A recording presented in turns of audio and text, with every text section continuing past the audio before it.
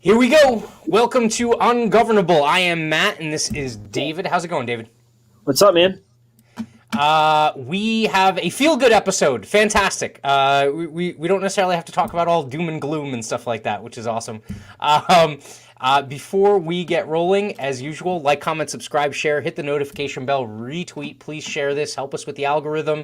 And if you are watching on Vim TV or on Odyssey, please upvote us to help us out there. And that is basically it. So we have two awesome guests this evening, one of which is a very close friend of ours, and she's leading off the episode, which is awesome. I'm going to pull her on before I play this video because I wanted to give some context here. Frankie, how are you? I'm doing super well. How are you guys? Very good, very good. So, what brings you here? Why are you on the show this evening? Why am I on your show this evening? Well, it looks like the title of it is Charitable Anarchy, and I just so happen to be the co-founder of a charity. Awesome. What is the name of the charity? Our charity is called Pheed Philly. It's Pheed Philly. Awesome. And sorry. What's the website? It's feedphilly.org. Awesome. Very simple. And so, what is it that you do at Pheed Philly? So Pheed Philly is a 501c3 nonprofit that I founded with a dear friend of mine, Sarah Magazzo. We, in a nutshell, create and distribute care packages full of necessary items like food, water, reusable water bottles, things like that, and then toiletries and all sorts of snacks and foods to the homeless living on the streets in Philadelphia. That's awesome. I got the website up here, so it's feedphilly.org. You guys are also, on Instagram and on Facebook? We're on Instagram and Facebook and Twitter. We're the most active on Instagram for sure. Awesome. And so we have a little bit of a video here. And so you had mentioned the care packages. So this is just kind of a look at one of your events and the care packages that get put together for the homeless over there in Philadelphia.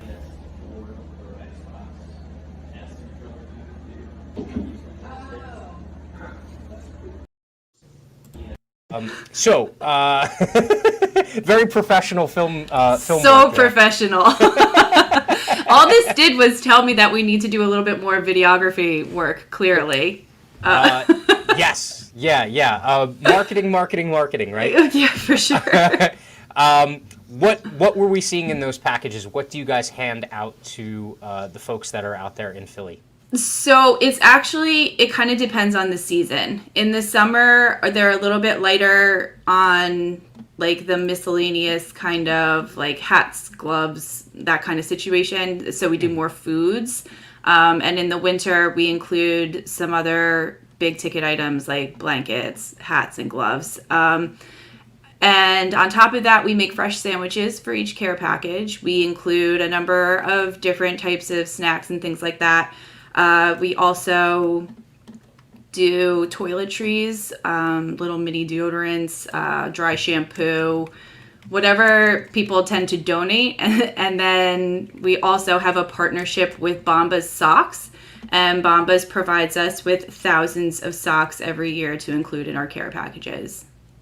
That's awesome. So this is completely individual donors that are giving you either money or donations of goods in order to put into the packages? As of right now, yes. Obviously, we would love corporate sponsors of any kind, which is really nice to work with Bombas. They're awesome. So they actually advertise the fact that like for every pair of socks that you buy, they will donate a pair of socks to an organization that helps the homeless. So they literally stick to that. They're sending us 3,500 pairs of socks this year. And to put it in perspective, we do about 100 care packages per event. Sometimes we do more, sometimes we do less, depending on how many people we have show up to volunteer. And so that's about, I can't do the math right now, 1,000 pairs of socks, right? If we do 10 handout events. So we can actually put in multiple pairs of socks for our care packages, and socks actually end up being the number one most requested item from individuals experiencing homelessness. That's awesome. Yeah. So let me get you in the mix here, David. We talk a lot about like voluntarism or voluntary action. What's your kind of perspective on this versus, say, a government-run shelter or institution that's, trying, I'll use air quotes, helping people out there? Yeah, I think what Frank is doing is terrible. Yeah. So bad. It's the worst. I mean, I already paid my taxes, and that goes to help those people. Why is she bothering me for more? For additional money? Listen, you can get your tax break. It's fine. You get all that money back on the back end. I'm not paying any taxes, that's for sure. Oh, that's right. No, I think it's great. I think there's it's an institutional thing, so I think that might rub some of the extreme individualist people the wrong way. Like, oh my gosh, why don't I just go and help people myself? Why do I need to have any type of organization whatsoever? I think that would be the criticism of people who are kind of stereotyping what anarchy is or what libertarianism is, right? Like, shouldn't everybody just take care of themselves? And I think what Frankie's doing is showing a third way, right? Which is, it's not just everybody takes care of themselves, and that's what anarchy or libertarianism is, right? It's not just my little castle here and I forget everybody else. But I think that's actually one of the biggest criticisms I have of a lot of libertarians, right? Is that type of mentality, right? But instead it's, no, I'm going to take care of my community as best I can and try to help people out. And we don't need the government because we can actually do that better than the government can, right? So I think that's the beauty of it, right? It's not that we don't want those people to get help. It's that we do want them to get help. And it's the government that's preventing them from getting help in so many cases. So Frankie has far more stories about that type of thing than I do, but I've heard about tons of stories about people that want to try to help the homeless or help charities, and they get pushed back and they're prevented from giving help to the people that they want to because of the government. Yeah. Do you ever run into that, Frankie, where you're fighting some bureaucracy or random regulation, or at least it complicates you guys trying to do what you're doing? Luckily, we haven't run into it yet, but I won't, I don't expect it to stay that way forever, per se. I'm sure we'll run into issues. There are other people that run into issues trying to feed the homeless. Like, there's plenty of regulations and things like that are put into place that the way we operate, which is essentially like a guerrilla style handout, they're going to have a much harder time giving us a problem, if that makes sense. So when we do our handouts, we put together all of our care packages. We break the city up into quadrants. Everybody gets in a car and we drive around the city literally looking for people out on the streets begging. We typically get rid of at least 3/4, if not more, of our care packages to people living in the city like that, or asking essentially with signs or standing out in the middle of roadways or hanging out on sidewalks. And then after that, we head into an area of the city called Kensington, which is not a very nice area of the city. It's basically like one of the epicenters of the opioid crisis. And we never have problems finding people who need care packages in Kensington. Yeah.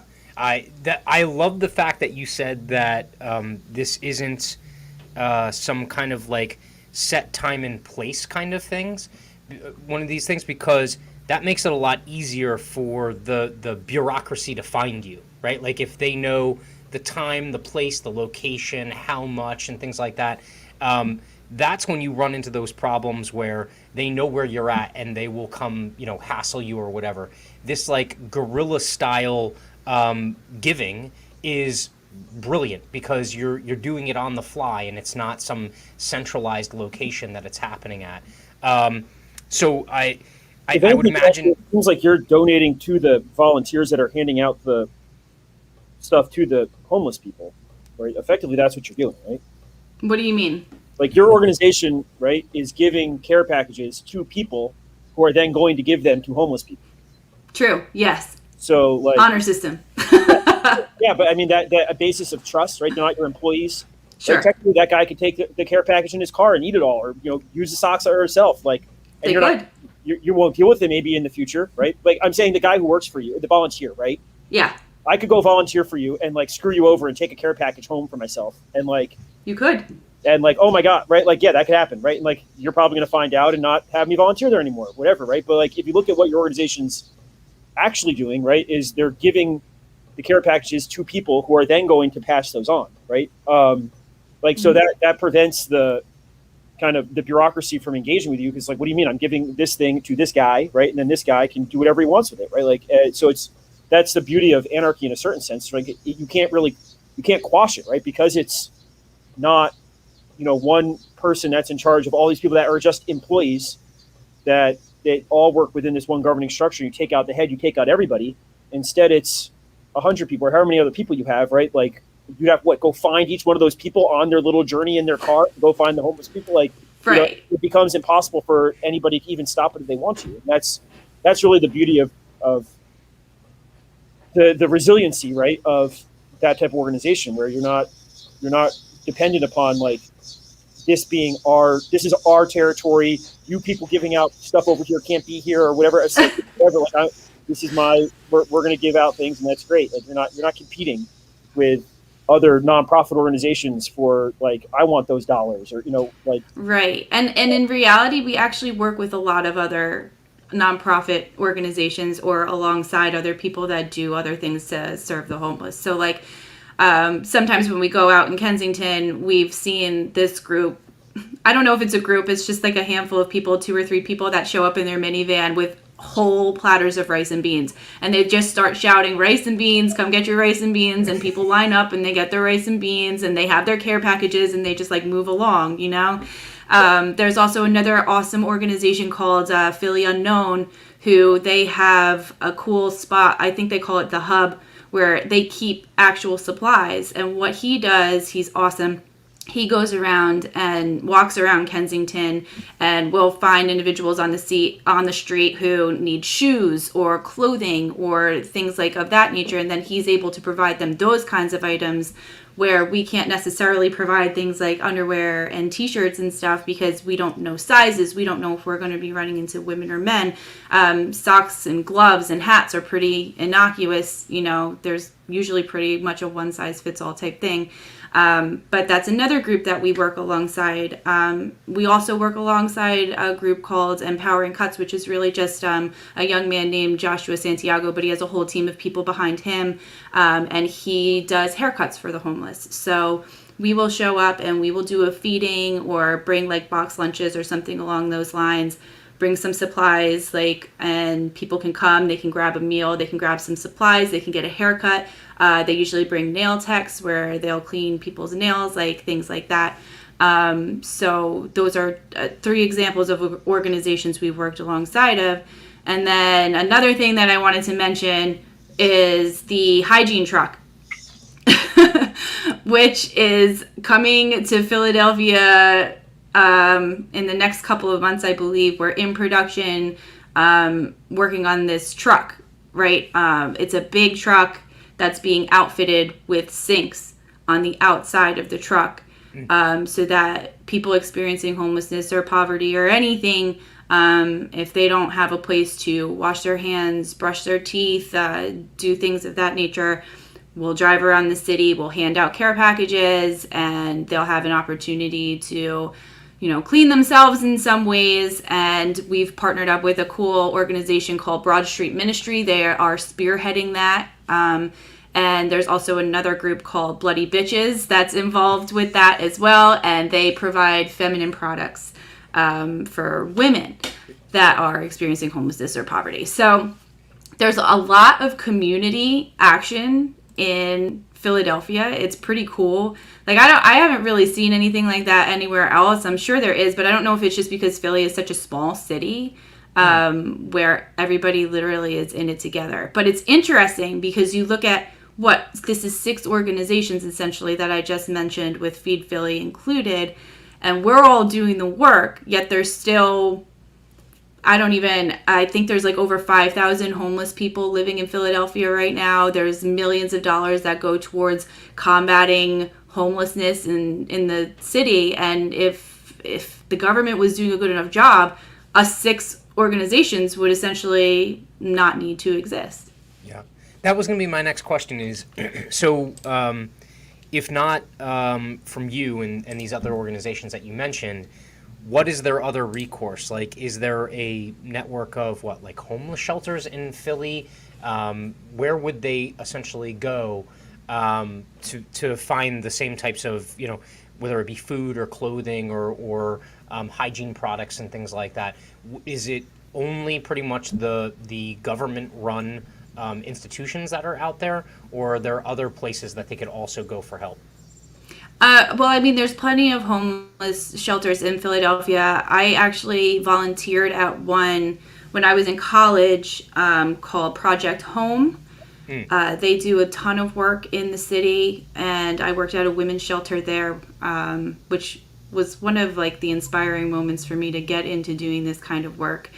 And there's like a whole slew, I think, of like government-run programs that people can apply to. But I feel like in Philadelphia, it's just like a different vibe. It seems like there's more community hands-on kind of situation going on there where people are taking it upon themselves to do something as opposed to waiting around for other places.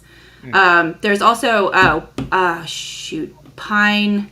Ugh, I think it's Pine. Oh, no. Well, there's another organization with the word pine in it in Philadelphia who we partner with a lot that I feel so bad that I'm butchering this right now. But they take in, or they serve lots of meals, and they do Old Pine Community Center. They serve a lot of meals as well. They keep all of that type of, like all of those supplies, like clothing and stuff like that. Like they take old coats and they have all that kind of stuff. And people can essentially just kind of walk in there, tell them what they need or what they need help with, and they'll assist. But again, that's another private kind of institution that's helping out, I guess, as opposed to the government. Yeah. I think a lot of people, if they're not involved in some of these organizations, a lot of times they might even miss that they exist, right? Like they don't even understand that these organizations are out there doing what Pheed Philly does, or what some of these other nonprofits are doing around Philadelphia. Do you find that what is like your hardest thing to overcome in terms of operating the nonprofit? Is it just educating people that you exist, or is there some other hurdle that you're also kind of trying to fight with? I mean, obviously every nonprofit needs money, so fundraising is always a big deal. But yeah. Do you come to find that people recognize the brand when you're out in Philly and you're like, oh, there's the, are they like, oh, there's the Pheed Philly people?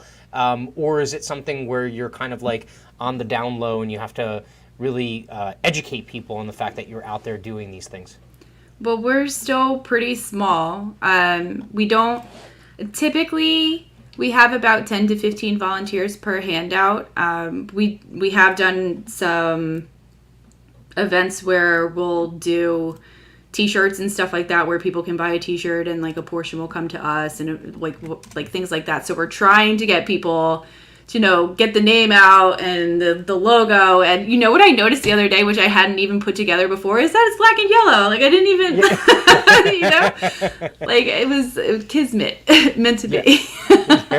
But yeah, I mean, brand noticeability, things like that, like that stuff's really important. So that's why we're trying to be as active as we can on our Instagram, and we should probably be a little bit more active like on Twitter and stuff like that to kind of get our name out there. It is a hurdle, but realistically, we don't need a ton of money to operate.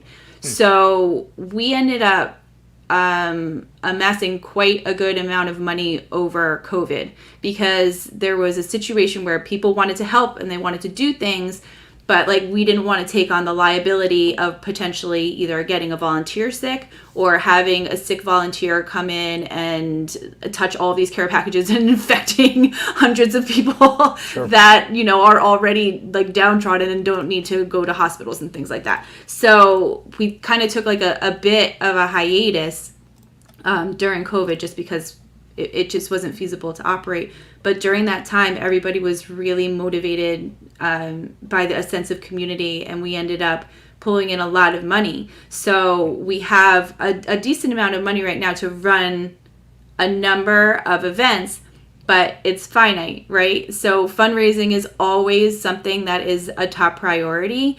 And what we really, really love is working together with groups that either want to run some kind of event with us or want to, I guess, take on, like, just kind of do something alongside of us where we get to advertise them, they get to advertise us.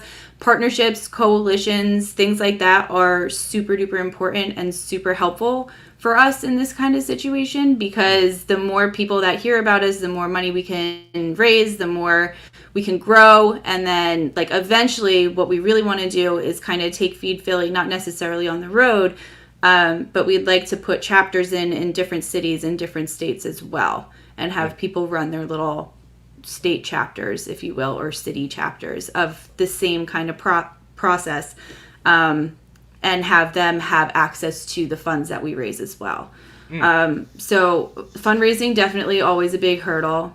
Getting our name out there, having people learn about what we do, also a hurdle, but our work tends to speak for itself. Anybody that learns about Pheed Philly and what we do and how we help people, typically they want to get involved, they like to share, they like to donate, things like that. We get incredibly good responses out of the community. You know what that reminds me of, David? It reminds me of the idea of self-assembling systems, right? Like when you have these different nodes that are doing something, and they benefit by coordinating with each other in order to do something more, or each one of them grows as a result of that coordination. I wish more people understood that concept.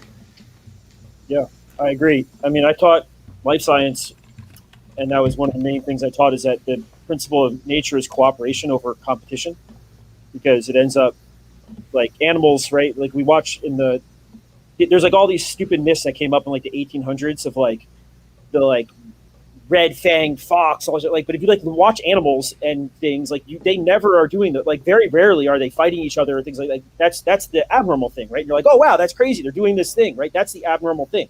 Yep. Right? In general, creatures and the natural world like cooperates and gets along with each other, right? Like there's thousands and thousands of examples I could give of these types of things, right? But I think it's problematic when this, again, the libertarian movement and others kind of focus on this really self-centered, competition-based view of humanity and of nature, ultimately, right? Instead of cooperatively, right? Like we're obviously better off if we cooperate with one another. And there's a lot of price to pay when you try to go into competition with someone, right? Because first off, there's a good chance I could lose. Like even if I'm better than you, right? This happens with fights all the time, right? Like even if I'm better than you, I'm still going to get hurt, right? Like that's why animals tend not to fight each other. Because like, yeah, the lion might win, right? But like now he's injured, right? Like there's a huge cost to that. A huge cost to people having a mentality that we just need to be selfish and look out for ourselves, and that other person's competing in my space, so I need to go kill them or crush them or make them look bad or whatever else. Like you end up just making yourself look bad as well, which like Trump showed that more than anything, right? Like go after him, like you look even worse than he does, right? Like he was just this like huge sinkhole where like you went after him at all, like you were done, right? But I think like that. We need to get out of that mindset. It's so hard for people to get out of that because they feel like cooperation is just like a losing mentality. If you got to try to help people, like that's you're going to get taken advantage of, and then other people are going to come in and take advantage of you. And oh my gosh, like this is never going to work. It reminded me of when I first moved down to Maryland. Oh my gosh, yeah. There's this. So the like, what is it in New York? The like conservative station that Rush is on and everything. It's like 770 or something. Oh yeah. Yeah, that sounds right. I think it's 770. Yeah. So like down here, there's like WMAL, like 105.9. It's on FM, but it's like Washington Talks, whatever. It's this like conservative conglomerate here. And there's a Chris Plant show every morning at 9:00. And when I first moved down to here I was like, oh, whatever, I'll listen to that, see what's going on. Like, bored in the car. And he was complaining about people who were asking for money. And like, this is a conservative dude, apparently, like on the thing. And he gave the thing that I was mocking in the beginning. That was literally what he was saying. He was like, this is ridiculous. Like, we pay our taxes, and then like I still have to have this homeless guy come up and ask me for money. Like, it wasn't like, oh, like he was robbing me or like messing with my stuff or whatever. Like, okay, I could kind of get that. Like, no, he merely asked me for money while I was in my car. Like, it wasn't like he accosted him or anything. And the How guy dare he? Yeah, the guy, he had like a half-hour rant about how terrible this guy that this is, and that this shouldn't be allowed to happen, and the government needs to come in and do something with all these people because we're paying our taxes and they shouldn't be on the streets. And I was like, I just like shut him off. It's like, I'm never listening. You're an evil human being. Like, I can't even imagine. Like, what is wrong with you? That like, what happened to you as a child where you like get so upset that you? And I can understand even being like slightly annoyed. Like, oh, I was like thinking about something else and this happened. I was like annoyed by it. Whatever, I get that. Like, you went onto a talk radio show that you're in charge of, and you decide to publicly tell everybody how much of a shitbag you were. Like, that you think the government, the state should come in and like cleanse the streets of these like people that you don't like. And that's what you're paying your taxes for. Like, what world are we living in where that's the conservative position? Like, that, it just boggled my mind. So I think what's funny is you hit on an anecdote from where I live in Jersey, and fairly affluent, mostly white, suburban town. And there happens to be a church that has a soup kitchen. And I have had a number of conversations with people in the community that are these affluent, it's mostly male, it's typically not the women, mostly affluent males that are like, they look at the soup kitchen as a blight on the community because they're like, oh, it's going to attract all of these homeless people. And now we have like a homeless people problem. And I don't necessarily, I don't view it that way. Like, I view it as an opportunity for that community to actually help those people and to be able to, I mean, like, if any community could help them, it's the community where most of the houses average $600,000 in value and people make, on average $150 or $200 a year. Like, that's the community that could actually help those people.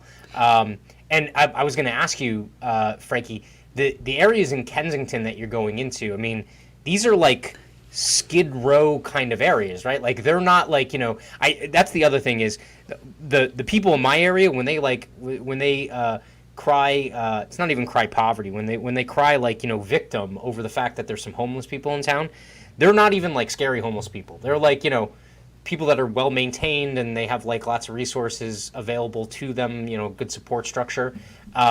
You're going to like some sketchy neighborhoods, right? Yeah, like, it's not an uncommon sight to see people actively using with needles in their arms where we go. The last time we went, not even joking, this woman was like parked up behind, like in a corner of like a courtyard area, like taking a dump. Like, it is not a nice area. The people are really, you were in San Francisco? Essentially, that's what it feels like. Honestly, it's really, that's why it's really important when we I don't want to scare people away from volunteering because it sounds really bad. Either you can opt out, you don't have to go to Kensington, or we always go as a big group because you can't not go as a big group there. There's too much potential for like some kind of issue to go down because people are super duper high, they're super duper poor, they're very agitated, and I mean, it's usually really good because we show up there and we hand out these care packages and we get a lot of people that are very thankful, but then we run out of them a lot of times, and there's still people, they like flock. They come to find you. Once word gets out, and it gets out very fast somehow, they will come and find you. Yeah. No, that's also an important point is, people do have to understand that in order to help people, you have to go to where they are, right? And so that's one of those things where if you are truly, like, don't just talk the talk, like, if you're going to walk the walk, you have to go into some sketchy situations in order to help some of these people because that's where they live, right? Like, they're not going to spend an hour to trek halfway across the city in order to get to your handout or something like that. You literally have to meet them where they are. That's what's cool about the hand washing truck too, is we'll be able to kind of do that type of situation. Like we can actually park up in Kensington with the hand truck and people can come and utilize it and we can deliver care packages out the truck and then we can just roll. Yeah, no, I love that aspect of it because it's like it's a mobile care station, right? Like you don't necessarily have to go out there and recruit people that you're trying to help to come to some central place. You can actually bring it to them, which is awesome. Yep. So were you, I want to kind of like dig into the origin story. So were you very like liberty or anarchy minded when you started Pheed Philly? Or was that something that kind of came after the beginning of this effort? Well, I kind of got pulled into the liberty movement in 2008 with the Ron Paul revolution. So we've only been in operation for about 3 years now. So I've been pretty deep in the mindset. Yeah. In the liberty mindset, if you will, as corny as that sounds, for well over a decade before, or at least a decade before we started Pheed. But what's so great about our organization is that we actually try to pull politics out of it as much as possible. My co-founder and I do not have similar politics yet. Where she's, I think she still has hope for the state is really what it is. She still thinks that funneling money into the problem via the state will potentially have some kind of different outcome if there's more of it in some capacity. But one of the beautiful things that happened is this is over COVID because we weren't able to go out. We did a kind of meet and greet with a charter school where we gave a little talk about what we do and like let the students know how they could get involved and things like that. And this one girl called it out like immediately. She was like, why doesn't the city do anything to help the homeless? Why do you guys even essentially exist? And I'm sitting there like, yeah. you were opening the childproof container on your red pills. Right. I didn't even have to do it. These kids are smart. I'm telling you, they're on a different level. They like the younger kids that are in like late high school years or like early college right now, they see things, I feel like, differently, especially more differently than they're way more involved, I guess I would say, than I was when I was 18 years old. And then my co-founder basically had to say, well, the government doesn't operate the way we want it to. And I was like, yes, exactly. So the more that we do, and the more that we're able to accomplish, all it does is just highlight the inefficiencies of government, essentially. And it's kind of hard to ignore. Yeah, I mean, I would. You said that before as well, and I feel like to put the question around almost, right? It's like we wouldn't have to have the state if people just figure out how to take care of their own shit, right? Like we wouldn't have to have those government programs. Like if you don't like the state, if you don't like the government, then do exactly what you're doing, right? Because like it's the same thing that we've talked about with schools and other types of things. Like if you think that there's a homeless problem and that you don't want the state taking your money to give to homeless people or whatever else, then like, okay, then go solve it, right? Like figure out a way to solve it on a community level. And then that's going to lower the amount of tax burden that the state needs to have. It's going to lower the interactions that police have with these people, which are hardly ever positive, right? Like, so like right. trying, if we can get our shit together as a community, as a polis, right? Like, and we won't need to have a tyrannical state coming in and telling us all these things, because people are saying, why would we need the state for that, right? Like, we don't have people demanding all types of things, right? We don't have the people demanding that the state hand out uniforms to everybody, right? Like, because we figured out on a market basis how to get clothes for everybody, right? And like, if we could figure out how to do that for people that are in need of food and people that are in need of shelter, right? All these types of things, right? Like the government wouldn't, people like, why would the government do that? We already have so many mechanisms whereby we solve this problem. So, I think that's the lesson to be learned of anything from a theoretical perspective is like, if the more you don't like the state, the more you need to co-opt the very services that the government pretends to offer, right? So if you don't, the same with the police. Like this is what we're last 30 years have been going back and forth. We need to get police in the inner city. We need to get police out of the inner city. Now we need to get them back in again. Right? Like, okay, but if you just figure out your shit, where you don't need the police have all the time, then like this question becomes moot, right? Like that was Tupac talked about it all the time. Like, that's an important idea, right? Like you need to have an ability to protect yourselves in your community. If you don't have that, you're going to end up with disaster. So. Yeah, and the police, like, there was a whole thing, I don't know if it was last year or the year before, where they were literally clearing out the homeless encampments. And, like, because in Kensington, there are a couple of bridges that are there, and they would essentially just set up tents, all the tent cities underneath, like, the bridges in Kensington. And I guess it was the city residents got so fed up with it that they actually had the police come in and remove all these people from all of their tent cities. And I think it was when the eviction moratorium started with COVID, all of the tent cities popped back up. And I believe they were out in like a park for a really long time, because with COVID, like if you're homeless, like where are you supposed to isolate? Like, where are you supposed to quarantine? Like, where are you supposed to get healthcare services? Like, there's just so much that I think people lose sight of that goes on, because there's a lot of people in this country that have a lot. And a lot of people that have what they think is a little that is still a lot. And like the kind of people that we end up coming across and having conversations with, like, I think people tend to forget stuff like that.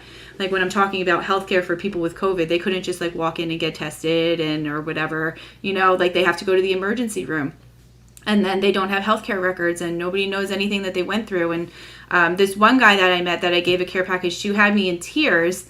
Well, first and foremost, he was showing me a really disgusting skin infection that he had all on his arm. And I was like, that's fucking gross. Like, you need a doctor. And he was like, no, but you see this right here. And he's showing me, and he's like showing me his medical bracelet. And he's like, I have to keep this on me because if I die out here, nobody's going to know who I am. And it's like, like people, I think a lot of that gets lost on people, it gets brushed over, and it's so easy to leave it up to the state and assume that they're going to go in and help people like this. But realistically, like, this man had nobody and nothing to his name, and was so afraid of dying on the streets, he had to wear a medical bracelet so somebody knew his name when he died. Yeah. And there's just a lot. That's definitely an assumption, I think, that a lot of people make, that if they call the police to move people out of a certain area because they're setting up tents or something like that, I think I don't know if it's necessarily a rationalization or if they kind of like trick themselves into thinking this. They think that when the cops come in and move them out, that they're going to move them out and then take them to a shelter or a charity or something like that that's going to help them, right? They're full. And they're dangerous. Yes. Well, and I think that's the other thing that people need to be made aware of is the state-run solutions typically come with all of these other things that go basically unchecked. I mean, it's like it's the violence that happens in them. It's the lack of oversight, because in a lot of those cases, first of all, like the overall budget in terms of how the city runs itself or the state runs itself, the amount that's allocated towards like the homeless or these outreach programs is like, it's less than 1% or it's 1%, right? Like, it's not some huge amount of the overall budget. And then within that, there's also waste and bureaucracy and stuff like that. And so at the end of the day, like, if you were matching up, say, the state-run solution for, say, like running a shelter versus a nonprofit that does the exact same thing, when they look at the number of dollars that go in the door versus the number of dollars that actually end up getting to the people that it's supposed to help, these would be the worst rated nonprofits in the entire world because of just how much churn and loss and wasted money and bureaucracy goes into these things. But I think a lot of people have this, it's a delusion, but maybe they just kind of like, they want to think good thoughts. And so they're like, oh, well, if I call the cops and they clear out this tent city, all those people are going to magically end up in, a shelter, or they're going to be, driven to a nonprofit that's going to help them. And that's not true. It's like they essentially pick them up. Maybe they hold them overnight to say, like, if it's cold out or something like that, at least they won't freeze. And then what they do is they just drive them to a different part of the city and just let them out. Right? Like, it's not like there's some kind of solution. It's just, overnight babysitting, and then they bring them somewhere else, and it's not a solution at all, which is it's kind of heartbreaking. Credit. I don't think anybody that calls the cops on the homeless people there are thinking even to that step. They're just like, they're not supposed to be here. Like, what? It's possible.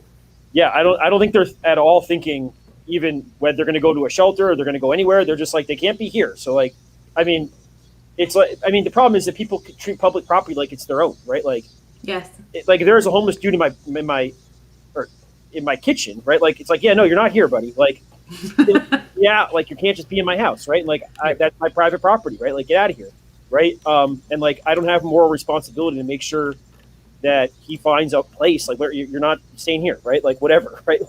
But if there's a public street and people are engaging in commerce or whatever, like, I don't know, I don't think there should be a public street. But if there is, like, certainly someone that doesn't have a house should be able to stay there. Like, I don't know, like, that's my take on it. I don't think that it's a good idea to have these places anyway, but same thing happened with the Eric Garner situation, but I mean, there's tons of these types of things. I mean, that's where public property is where you end up having these types of issues. And then people are like, oh, this is public property, but it's really my property and I get to do whatever I want with it. And the police are going to come in and make sure that it's used the way that I want it to be used. Like this is now ceased to be public property, you know? So that, I mean, it shows the perversity of this whole, it's not actually public property. It's not actually commons, right? If people can't use it. So stop with the lie that it's public property. It's not. It's just the property of the people that have power over the state, and they get to do whatever they want with it. Well, that happened to us too. We were doing a feeding event, I will say, with the Empowering Cuts guys, and there was a gentleman that was so on another planet, very, very high on drugs, and he was like kind of tipping over, kind of falling over a little bit, and so Sarah and I went over to try and give him a meal to maybe like perk him up a little bit, like maybe come down a little bit. And we noticed that his feet were just awful. He was barefoot. They were covered in sores. They were huge. They were swollen. It was very clear that he was experiencing an infection of some sort. And, he's sitting on the sidewalk, but we are sitting in front of a bunch of row homes. And the guy that lived in the row home was like, y'all need to get him off up that sidewalk from in front of my house immediately. And we were like, dude, we're just trying, like, I don't know what to do. Like, like we're just trying to feed this guy. We ended up calling him an ambulance to try and get them to treat his feet because they were so bad. And it was clear that he was like not in a good position at all. And we called the ambulance and he freaked out on us. He's like, I'm not going to the hospital. We were like, well, maybe they can give you like temporary shoes or whatever to just get on your feet so that you're not, infecting your feet anymore, walking around on like the bare ground, like they're bad. And he lost it. And then he demanded us to call his mother. So we called his mom and we were like, can you come pick him up? Like it was like a whole thing, but all of it was because he was sitting on the sidewalk in front of somebody else's house. Yeah. So that whole idea of public property, like you were talking about. Yeah, it's definitely it's a power move, right? Like that's exactly what it is. It's like I have the ability to essentially dictate how this, public property or whatever, or whatever you want to call it, is used, and in most cases it's not used at all. It's just freaking sitting there, right? Like it's just space, right? It's square footage. But to that end, I think there are just an incredible number of people that want whatever you want to call it, like blight or some of these stories or these images of people like out of their view. Like they just want to make believe that it doesn't happen, right? Yeah, or absolutely. If that person is there, like they just want them away, like make them someone else's problem. Well, it's just like the guy that David was talking about that was super annoyed that somebody asked him for money. Like people have a really hard time connecting with people that are not in a good state for some reason. It's interesting to me because I'm such an empath and I'm so drawn to it. Like I just started a charity to help homeless people because my need to help people is like I could, you know, Yeah. it's there. It's like Yeah. a big thing for me. And there's so many people that just so easily turn around, walk away, don't want anything to do with it, don't want any part of it, like, and just assume that somebody else is going to handle it and take care of it. And obviously, with the state of things and how many people have been homeless in Philadelphia for, you know, decades at this point, like, nobody is taking care of it. Like, the only people that are taking care of it are organizations like ones we partner with to try and help them in some capacity, but realistically, it doesn't ever get to the root of the problem. Yeah.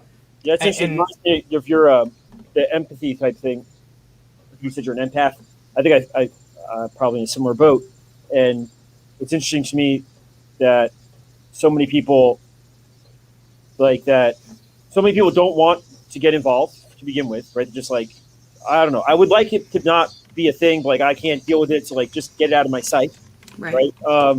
But then it struck me when I was thinking about education, and because that's my experience, is like how many people, the ones that do get involved, especially you, are just like just there for power, right? Like they just want to control everybody else, right? Yeah, that was a joke. Right? I think people, there's something about being in a position to help others that attracts a really evil sort of person, right? Like I'm gonna be in this position over with a bunch of kids in a classroom, and I get to do whatever the hell I want. Like it's all about power and control and making sure that they follow my rules as quickly as possible, and that they turn their assignments in when I say, and that they do this. Everything has to be.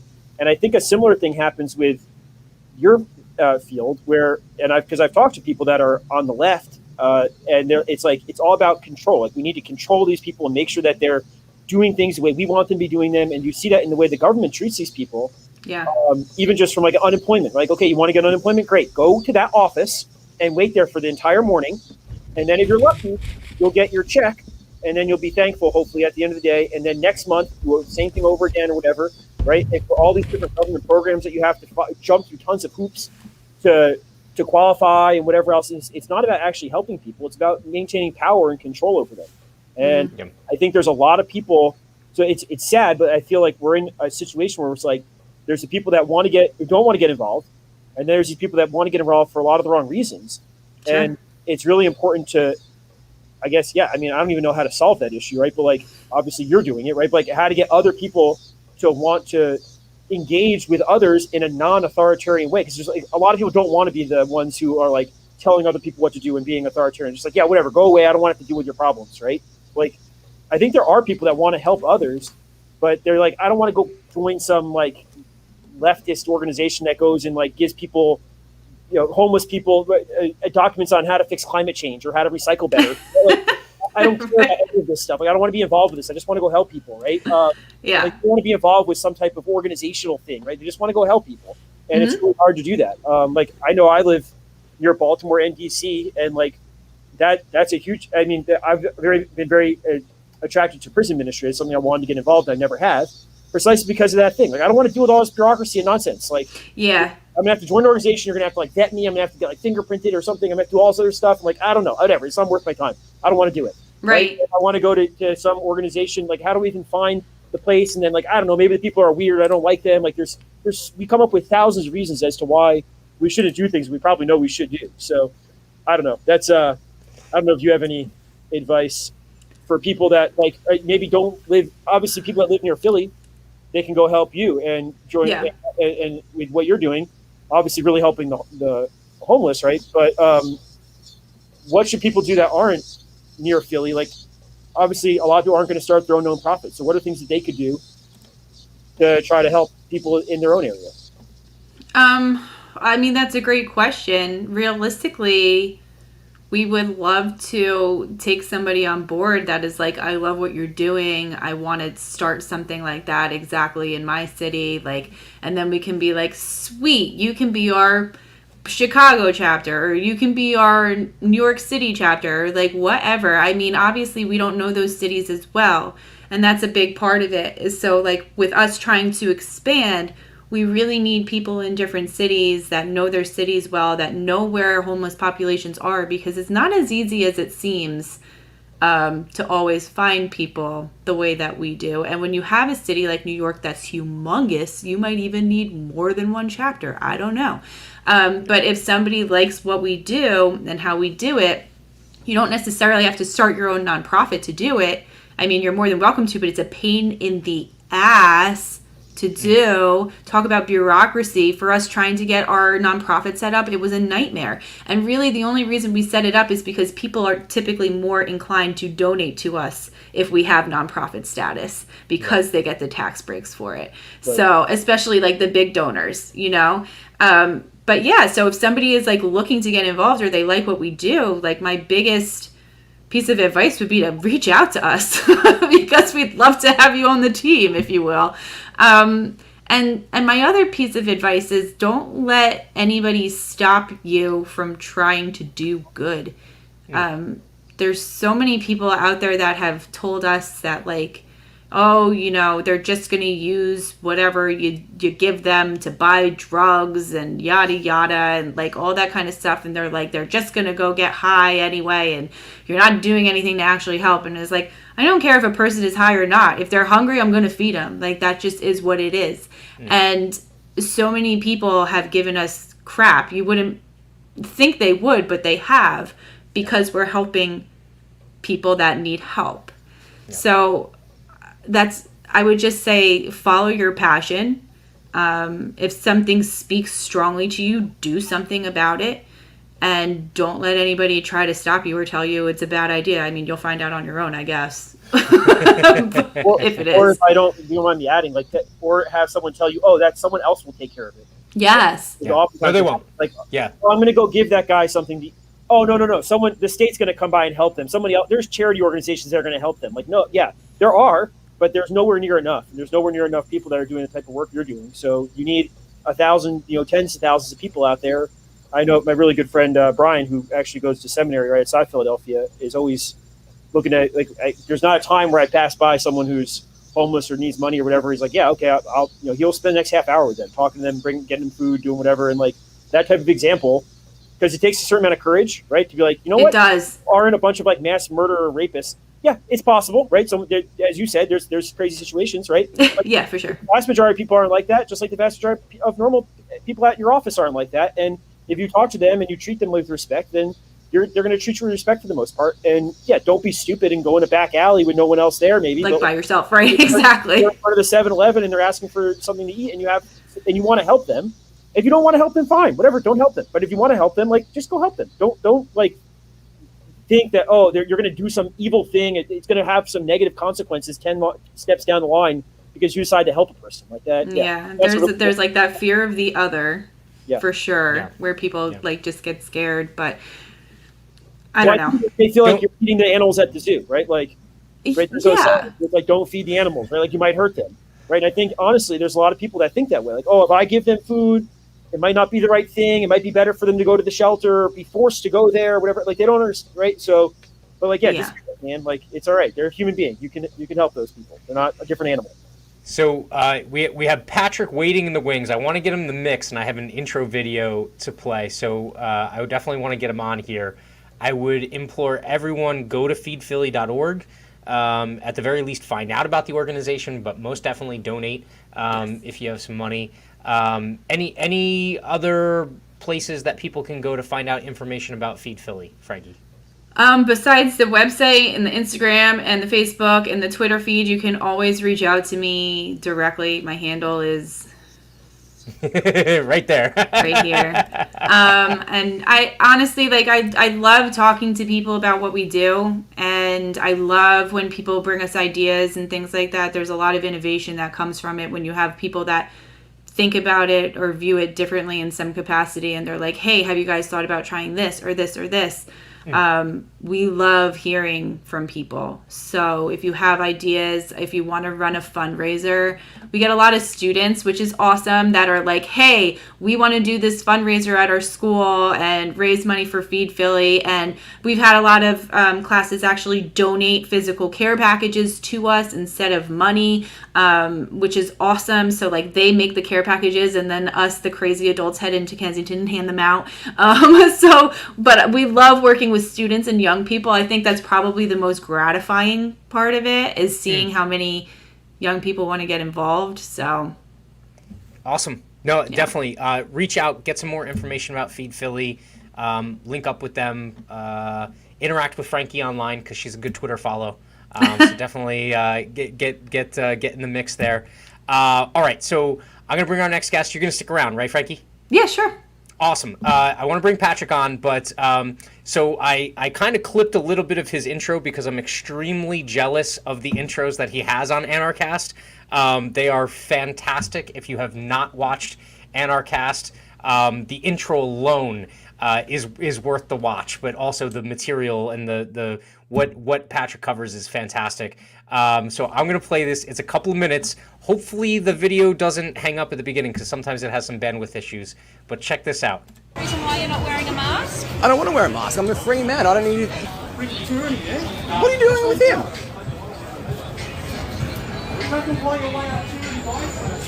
Is there any real crime out there now, or is it just people walking around the city? So is this why you guys became cops? Or would you prefer to be catching real criminals? You're contributing to the destruction of this state. This policy you're enforcing is causing far more harm than COVID-19 could dream of. Is there anything you guys won't do for money? Like, what's the limit? If the government started saying, oh, like, shoot them all in the knees or something, would you do that? Would you do that? Or would you think, nah, it's a bit too far? What wouldn't you do for money? That's the question. That's what the Gestapo said in World War II. That's what the Stasi said in East Germany. They're just doing their job. Man, at this rate, the only job left will be police officer. The UN Security Council issued a joint press statement earlier today calling for a new government that is united, inclusive, and representative, including with the full and meaningful participation of women. Would that still include women's rights and a democracy?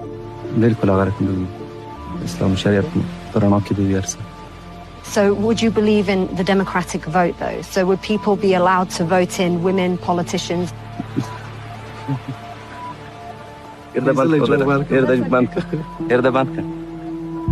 Stop being. Okay, that's fine. We just want to ask. That's all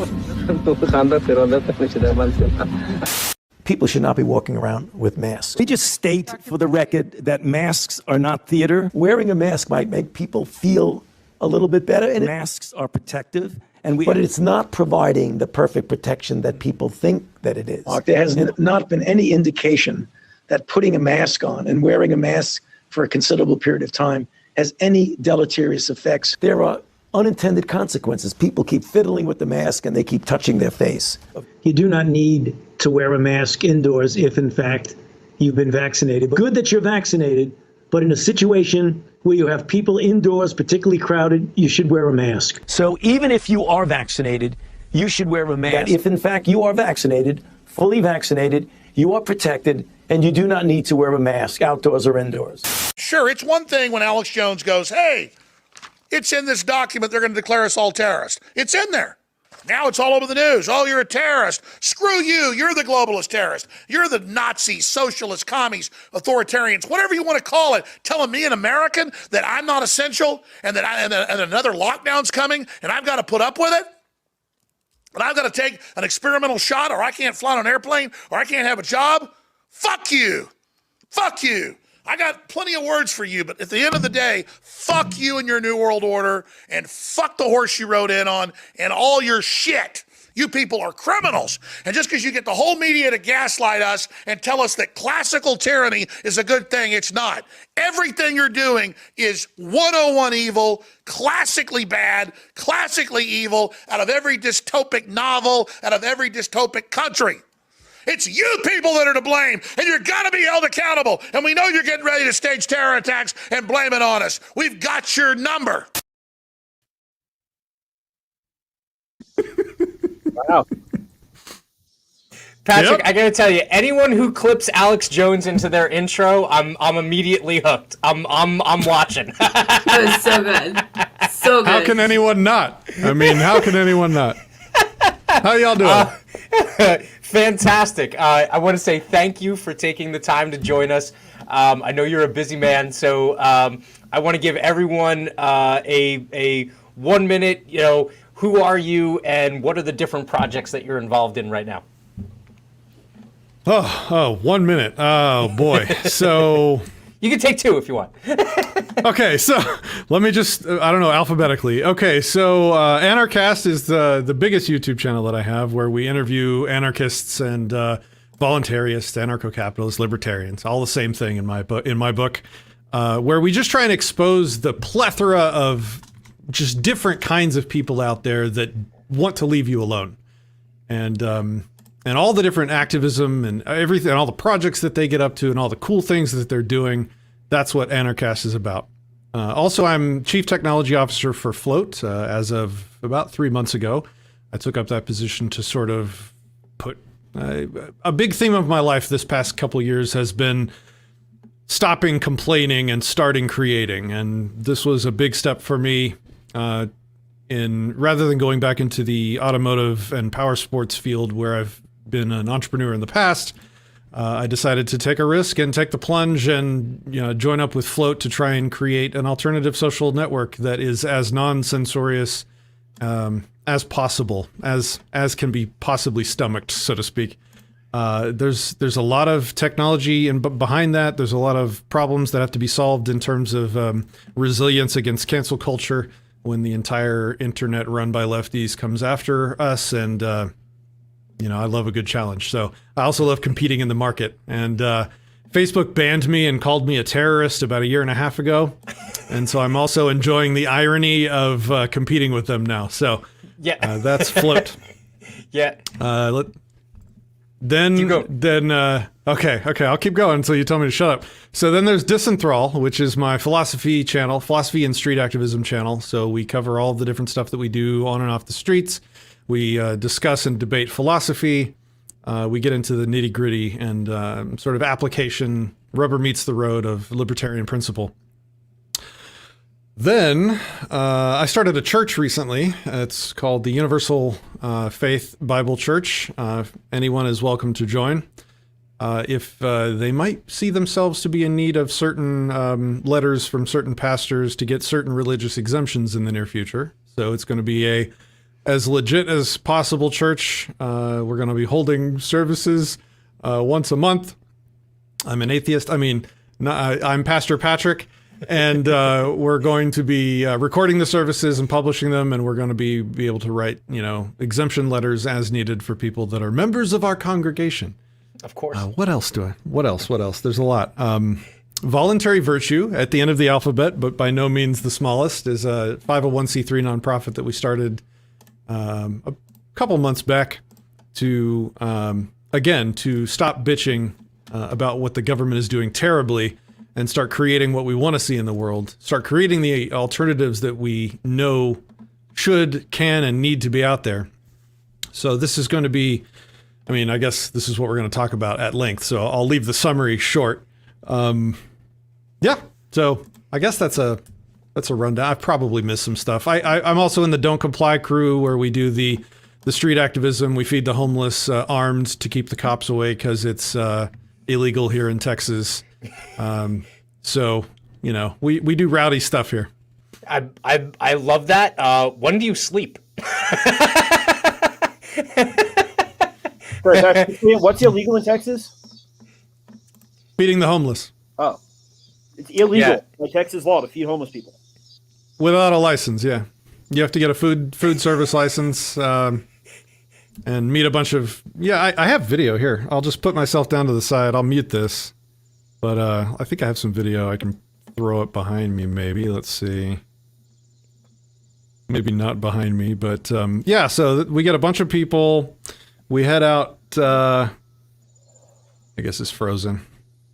Well, anyway, I'll talk over it. We get a bunch of guys come together, 100, 150 people, all very heavily publicly armed. A bunch of people donate all sorts of food, clothes, everything you can think of. We set up on a street corner right next to the homeless shelter in Dallas, where they fill up every night and end up kicking people out. And we do it once a year in the winter, primarily because there's people literally sleeping on the concrete at that time of year. So during the day, we feed them, and then we go back out at night. We find the people sleeping on the concrete, and we pitch tents for them, which is also illegal. And certainly, no one has ever given any 3D printable firearms to the homeless people sleeping in tents to help them defend themselves against the police that regularly come by once every 2 weeks and cut them out of their tents and confiscate all their property. Certainly none of us have done anything as extreme as that, but that is the Don't Comply event that we do. That's coming up here in December. Voluntary Virtue will be sponsoring it this year for the first time from the monetary standpoint. So yeah, we do all kinds of stuff. Never sleep. That's Sleep that's when I'm amazing. dead. That's amazing. Yeah. I think Frankie is salivating at the fact that maybe some concealed carry or some open carry might be required. Oh my God, in Philadelphia, could you imagine? So if it's unthinkable, you need to do it most. Yeah. So let me ask you this. What really kind of contributed to you starting Voluntary Virtue? Was it something that you had kind of had in the back of your mind all along, or was it something that came about as the need presented itself, so to speak? I'm always very self-starting, entrepreneurial minded, and there was a couple business ideas that I had sort of in the back of my head for several years. One of which I'm still working on is a dispute resolution company, but that's kind of still in the works because again, I'm trying to this theme of I'm gonna stop bitching about how terrible everything is in the world and how horrible the government is at literally everything, and I'm gonna start showing how it's done. I'm gonna start proving that we can do it. And louder for the people in the back, please. Honestly, the beginning of this thought of this particular project was about a year ago when I was bitching about Twitter, bitching about the Libertarian Party on Twitter, and I said, honestly, they would do more and they would create more liberty in the world if they got out of politics and just became a charity organization where they organized a bunch of like-minded, principled people to do good things in the world and talk about our principles in the process. And so that was a little seed that just got planted sort of in the back of my mind.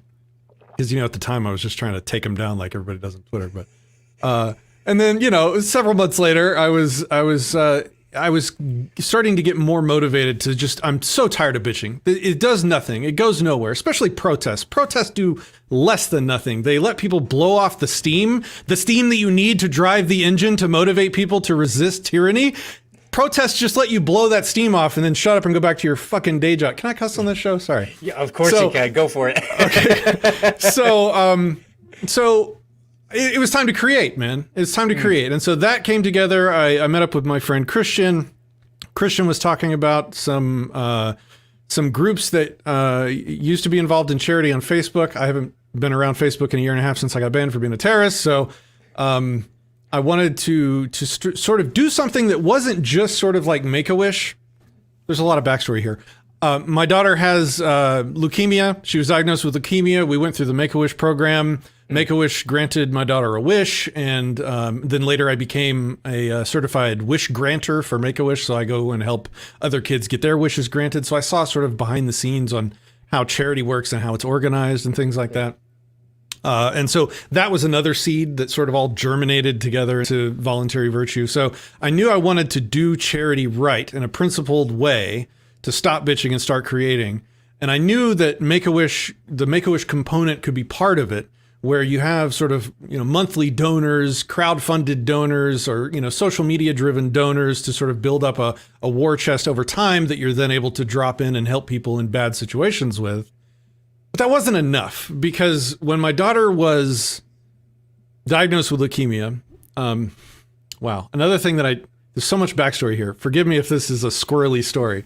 No. When my daughter was diagnosed with leukemia, 4 years prior to that, I had started Voluntarists of Dallas-Fort Worth, which is just a voluntarist meetup group here in Dallas-Fort Worth. It's now like the third largest voluntarist group in the world. There's a couple hundred here that hang out and meet up regularly and they're friends. But I did that out of selfish reasons, just because I was tired of sort of feeling isolated and alone, and I'm the only voluntarist I know in real life, and I went to Austin and they had a small group there and I loved it. And so I came home and I created that. Little did I know how important it is to have real life connection with people, real life, like people that you hang out with that are like-minded, that aren't nuts, commie statists, principled people that you respect. And so when my daughter got her diagnosis, one of the people in this group organized like the entire group of voluntarists in the Dallas-Fort Worth area. And for the first month that we were, life goes nuts when this kind of thing happens. And we were stuck in the hospital. My wife was living in the hospital and I was, at home trying to keep my son and the house in order. And so the entire group of voluntarists in Dallas self-organized and provided us meals twice a day, every day for a month. Now, like from the outside, that's like, oh, well, that's cool. That's cool. You had some friends that, helped you out with food for a little while. From the inside of that tragedy, that was so critical, not even because of the food. Granted, having food, not having to worry about feeding my family during that time was clutch. But having the community like step up to be there for me was one of the most powerful life-changing moments of my life. So that was all to say, I wanted that to be part of voluntary virtue as well. I don't want to just bungee in like Make-A-Wish, drop a money bomb on somebody to buy him some presents and then leave, right? I wanted to have an accompanied group of people that show up. Either we organize the locals for whoever we're going to help, or we have people that are just super motivated and charity-minded drive to the person to do something. I don't care what it is. I don't care if it's just to throw them a little get-together party to raise their spirits, or build a staircase, or build a wheelchair ramp, or whatever the community can do in person to help them in addition to the financial stuff. That's the idea. And so it all kind of came together at once several months ago. Christian was on board. Then we picked up Sherry Voluntary, then Shepherd, which is Shepherd the Voluntarist. He's an amazing guy. Keith Knight is on our awards committee. Like we are getting a group of really principled, awesome people together to do this thing right. So that's voluntary virtue. I love that aspect of it, because one of the biggest things that one of the biggest pushbacks that most of us get in terms of proclaiming our identifying ourselves as voluntarists or anarchists or even libertarians is oh well, you're just doing it for selfish reasons, right? Like you just don't want to pay tax. You just want to have your toys and not have to, contribute to broader society. You just kind of like want to live your own life or whatnot. And the fact that gets missed is the fact that whether it be, one or all of those three things that you might identify as, there's actually a big requirement, or not necessarily a requirement, but if you're going to be successful over the long term, you have to build community, right? Like you have to build connections to other people, because you're going to have those situations where you're in need. You're going to have those situations where you need a group of people to come together in order to deliver something or execute on something. And I think a lot of people just use that as a way of dismissing that perspective as being selfish and self-centered and all this other thing. And you're like, no, if anything, I'm actually less selfish and self-centered than you. You tell someone who's trying to ask you for help to help someone else, whether it be the homeless or whether it be someone in the community who's of need, you're basically paying them blood money to go away and shut up, right? Like you're giving them your $20. And look, donations are important, right? Like those do help. But at the same time, a lot of people use those donations as this kind of like they feel very full of themselves, that they've done something amazing in the world by making a donation, when truthfully that's like, that's the tip of the iceberg as far as actually helping the people around you and community. And I love the fact that you're enunciating those things in terms of, you didn't want to just be this like financial clearinghouse for gifts that are given to people or these, wishes that are given to people. How does it look on the ground? How are you forming this organization? Is it right now? Is it mostly like Dallas or Texas centric, or is it a broader kind of area of impact that you're trying to make? Well, I mean, it's brand new, so we're just taking donations now. The budget's slowly growing. We don't really have much of a war chest, so to speak, yet to do any act of charity pretty much anywhere, except for our upcoming steak cookout event.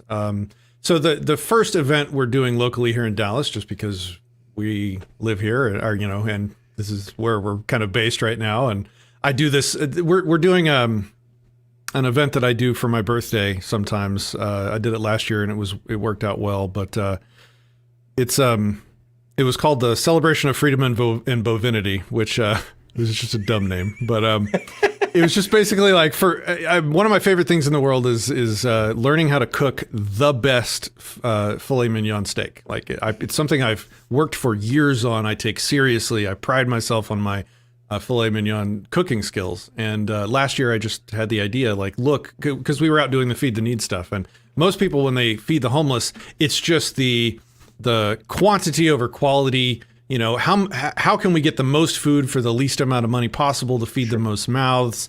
And I was like, well, you know what? Fuck it. Like, this is my birthday. And my favorite thing, rather than my friends taking me to a steakhouse and getting me a filet mignon or coming over to my house and me eating my filet mignon, you know, I was like, let's see if we can get enough money together to get like 150 of the actual filet mignons that I eat, the high end stuff from the butcher, and go out into South Dallas and grill the steaks to my standards as if, you know, it was going to be for my mouth. And just try and just fucking treat these people. Like, just treat them like the humans that they are for once, you know, and do something special. Like, granted, now the complaint we got was like, oh God, you could have fed like 1,000 people for what you spent feeding 120, right? Yeah, okay, sure. But it was my birthday and a lot of people wanted to help me do it. And so, you know what? We made some amazing steaks for 150 people that day, and we're doing it again this year. And it's just like a one-day thing. It's not like, anyway, yeah. So I don't like having to defend acts of charity. That actually pisses me off. It's like, if you're going to complain about what I'm doing, you better have 5 things you're doing bigger and better than me. And you better be focused on that first, and then come at me with your complaints about my filet mignon. So, so that we're doing that again this year, early September. And this time, because we have the nonprofit, we're going to be, you know, allowing people to funnel the money through that so that it's tax exempt for those that are interested in making larger donations. It probably wouldn't help the smaller donors much, but yeah, so that's the sort of the kickoff event. We also have, I can't talk about it yet literally because it's not finalized, but there is a very big name that every single libertarian would recognize immediately that is having some serious life difficulties right now. And it's going to be a big push to get a large quantity of assistance for this person. So please keep subscribe, like and subscribe to Voluntary Virtue. Most definitely.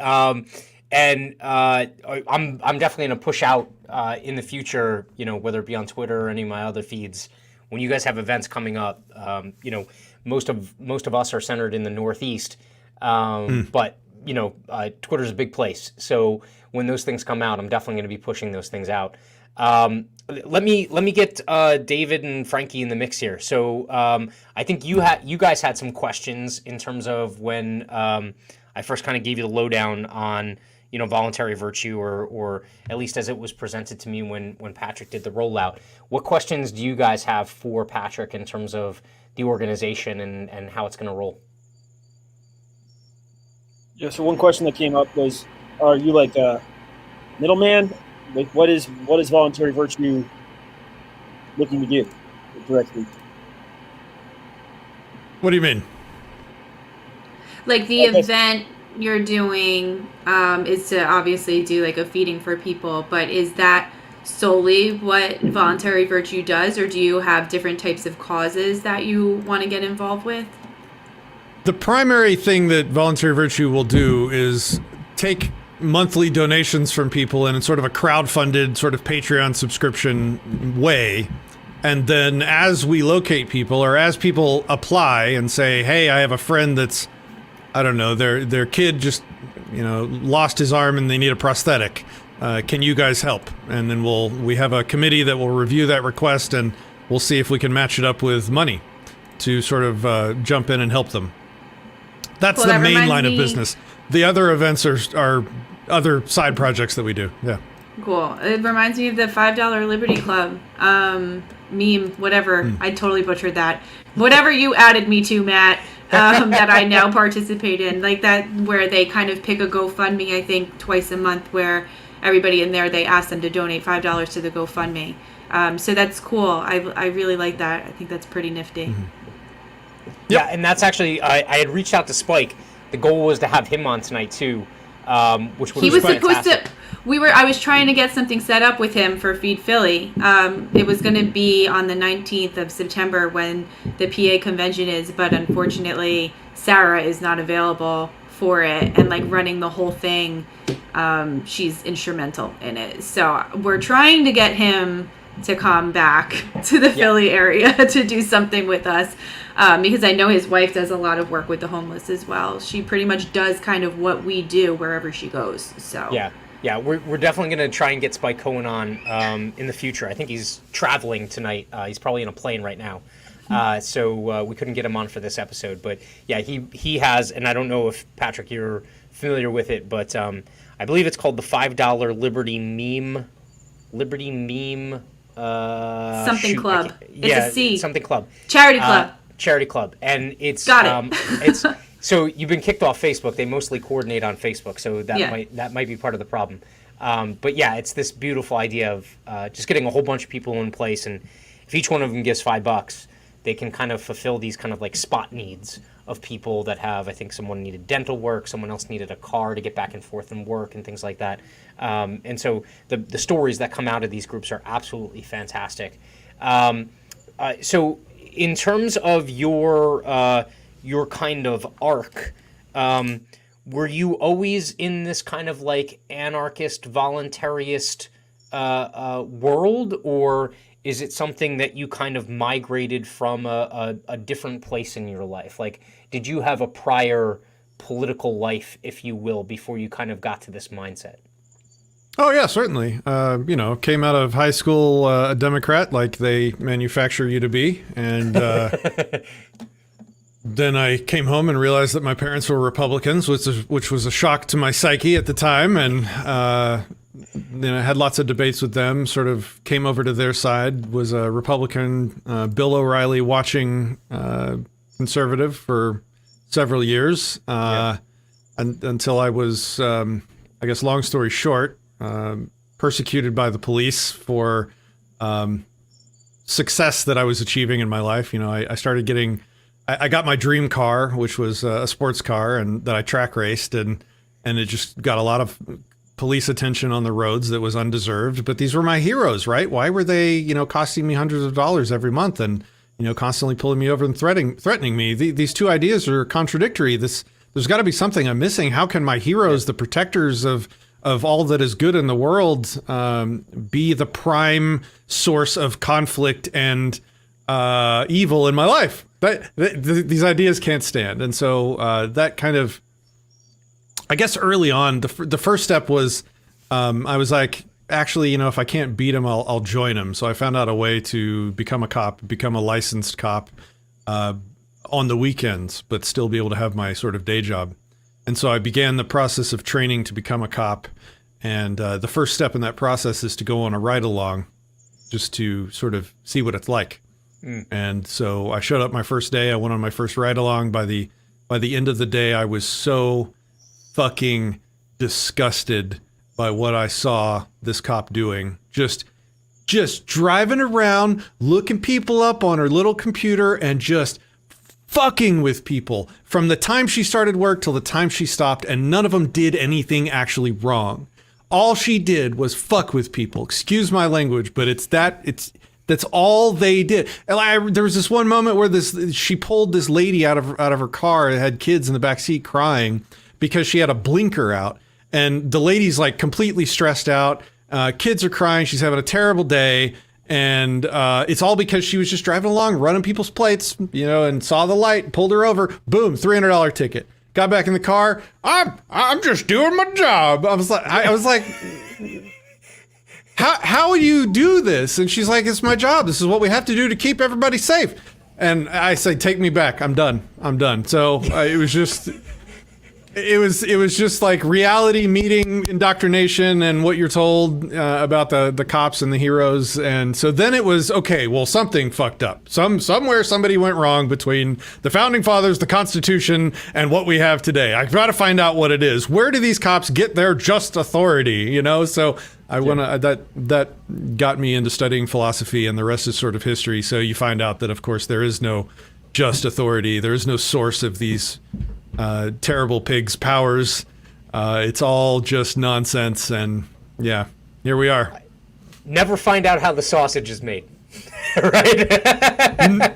No, I tell people now, if you've never gone on a ride-along, go. Most police departments are required to give citizen ride-alongs. If you've never been on one, go on one. It will be a mind-blowing afternoon, I promise you. Yeah, No, thank you. Yeah, some people don't need to go on that ride along. So let me ask you, what when you were making that transition, what did you turn to? Did you turn to myself? One of the first things that I ended up reading was Anatomy of the State by Murray Rothbard. Did you have a similar experience? Did you come at it from a different perspective? Where did you kind of like really start off in that path? Okay. Philosophy. So I started with the founding fathers and researching the founding documents of the country. Many of the fathers were miniature philosophers in their own right. Granted, with a lot of problems, but they studied a lot of the Greeks and the Stoics. And so I went from the founding fathers to the Stoic philosophers and read a lot of Aristotle and just kind of went all the way down. I was going as deep as I could with philosophy to find the source of this unjust authority, or this, at the time, supposedly just authority. Yep. And then, I don't know, I think Molyneux said the word anarchy to me first in a video that was totally unrelated to anything, which basically made me ask the question, is there actually a source of the authority, or is this all just bullshit? And so... I sort of went founding fathers down and then came back up an anarchist. So yeah. Wait, what was it for you, David? Was it kind of a similar path? I know you study classics too, so that's what I want to ask you. That's a good question. I guess I was surrounded by my family was pretty libertarian in a certain sense, I guess. I had part of my family, I guess, that was more conservative, Republican type. And then my dad's side of the family is definitely more libertarian.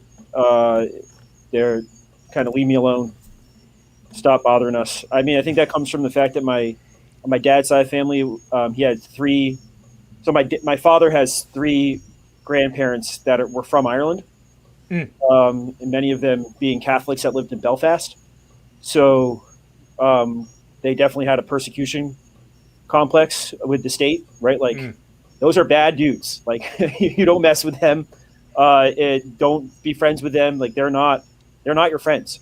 They're there to oppress you and to very high suspicion of I think police and the state and teachers. I'm sure this won't be surprising, but I had a lot of run-ins with teachers from my various time in school, and my dad would always kind of be like, all right, well, what happened? If you were in the right, then like you're in the right. Like you don't compromise that, right? Like you do what's right. And if that person's wrong, then that person's wrong. I don't care if it's a teacher or anybody else, it doesn't matter, right? Like you do the thing that's right. And I knew that he would have my back in those type of situations. Which meant a lot to me. And then, so ironically, my grandfather, his dad was a state police in New Jersey for like 17 years or something. And he definitely had a laissez-faire policing strategy of don't ever see the same guy twice. And he was definitely did his own thing, and that was good and bad in some ways, but definitely not like, oh, well, this is what the law says I have to do, so I'm going to do that. He was not that type of policeman. So he took the law into his own hands at times, I'm sure. but also wasn't like he hated local cops more than anything. Like he, as far as he was concerned, he was like, "Look, I'm going to go after the criminals and the real bad guys, and I'm going to protect you guys from those guys and all these other idiots that are like going around giving people tickets for blinkers and whatnot. Like, they're like the scum of the earth. Like these are."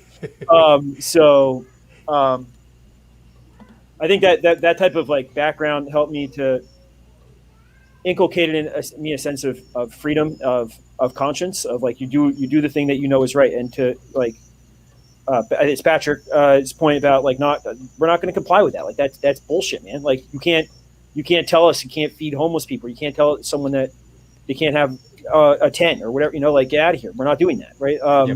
So like that type of attitude was inculcated in me at a young age from my father and my grandfather, and then.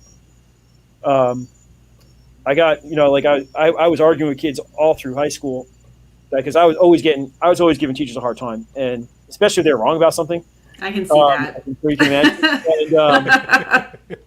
Especially if they're there just to have like power and authority, and like your only reason for having power and authority over me is that you're supposed to be really knowledgeable about this subject matter. Like you don't know shit. It's like you're telling me that I have to repeat the wrong thing to you. Like, no, I'm not doing that. And they'd be like, oh no, you have to. I'm going to give you a bad grade. I'm like, well, fuck you. Give me a bad grade. But I don't care. Like, you're not doing that. And I would put them in difficult situations and embarrass them in front of other people, especially if they try going, like if you make a mistake. I had a couple teachers that I got along with great. Make a mistake or whatever else, like, yeah, whatever, no problem. I get that. But the teachers that would try to like, tell you 2 + 2 is 5. And like, no, that's what it is because I said it. It says it in the book or it says it in this thing or whatever. Like, no, fuck you. That's wrong. Like, stop saying the wrong thing to me. Like, you're supposed to be a teacher. Like, you're doing the exact opposite of what you're supposed to do. So I think my experience at the education system and being so empathetic to the suffering of so many students that are in the school system and like made me have such a big question of authority to begin with. And then I didn't kind of turn around on police until probably like really like I was like always very suspicious of them, but I was like, okay, like there's some good cops out there or whatever else, probably until this whole COVID stuff. And I was just like, fuck them. Like there's just, I have no respect for them. So again, there might be a good guy who just started last month and like, he hasn't realized what's going on, but like, if you're still there after a few years, man, like, I don't know what to tell you. Like, I don't know how we can be friends. Like that's tough. Michael Malice put it best recently. He said, how much money would it take to get you to drive around and pull peaceful people over and give them multi-$100 tickets for blinkers?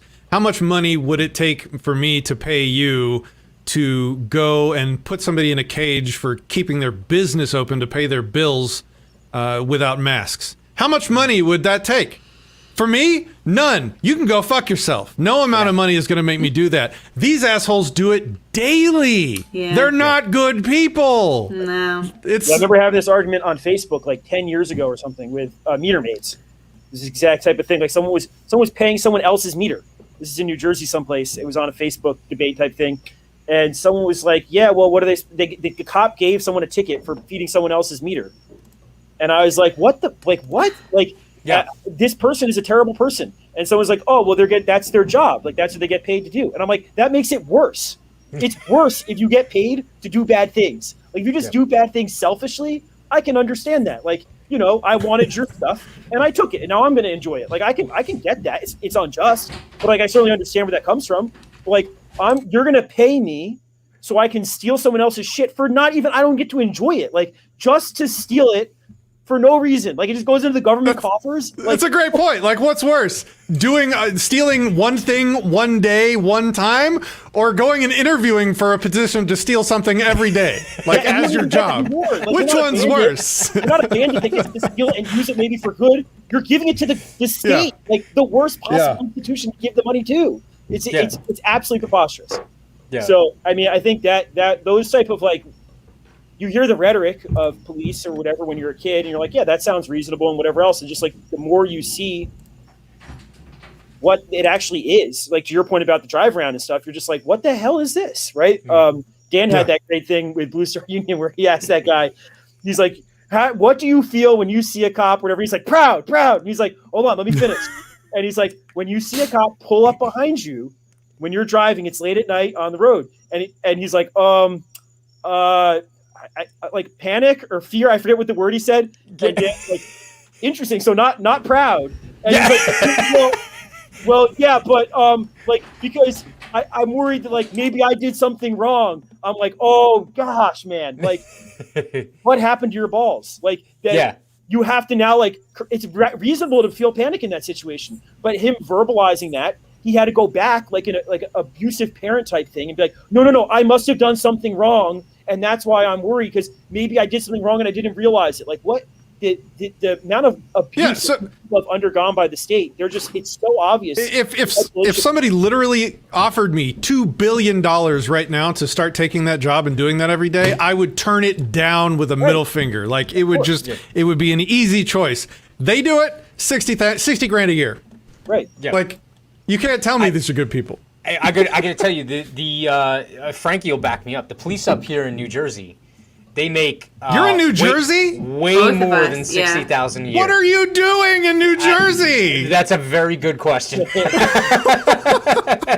Okay. I just moved back to New Jersey too. This is like being behind enemy lines, Patrick. I mean, it's like, it is. There's so much opportunity you are in here. The gulag.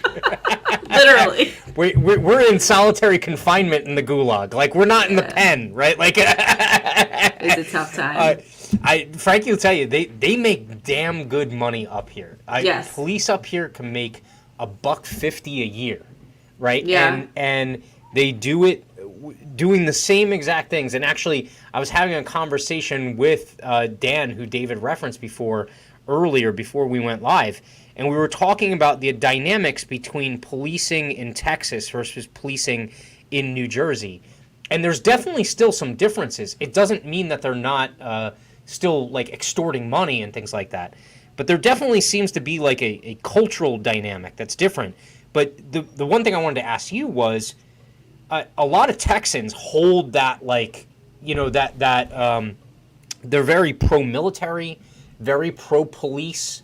What is the environment like down there in Texas when you tell someone, like, you know, that you hold this position and you call out the hypocrisy or the evil, as it were, when it happens? Like, are you presented with just you know, magnanimous revolt against you and cognitive dissonance and heads exploding, or are people beginning to open up to that conversation? 5-10 years ago, yes, absolutely that. The heads explode, emotional reaction. Today, it is literally changing in real time. It's the biggest white pill of 2021, honestly, is that the Republicans are waking up about police. They're seeing the police enact this tyranny in real time on them. Honestly, Feed the Need was what I told them previously. The Feed the Need event where we feed the homeless for, you know, breaking a law. You know, like, the people in Texas are church-going folk. Mm-hmm. And the churches all get together and they feed the homeless. Yeah. And then when I tell them, guess what, it's illegal to do that, they're like, what, are you crazy? I'm like, yeah, it's illegal. 5 years ago, it was illegal to feed. 5 years ago, they changed the law slightly in the last 5 years, but 5 years ago, you could not walk into Burger King, pick up a burger, walk out, and hand it to a homeless person without breaking the law. How can you prove could be that fined person's for homeless? We play hipster or homeless all the time with Pheed Philly. So true. Fair. We don't have a hipster problem in Dallas. Maybe Austin, but not Dallas. But yeah, no. So that's what you tell them. Look, the law is that you can't help people. The law is literally preventing us from doing things the Bible tells you to do. So what do you do? What's the higher value to you? What God tells you to do, or what the fucking law says to do? Well, obviously what God says to do, he says to help people. Okay, but it's illegal. So if you did what God told you to do, who would stop you? Not the politicians that write the laws and scribble on paper and cast the magic spells in the parliament buildings. Not them. Who does it?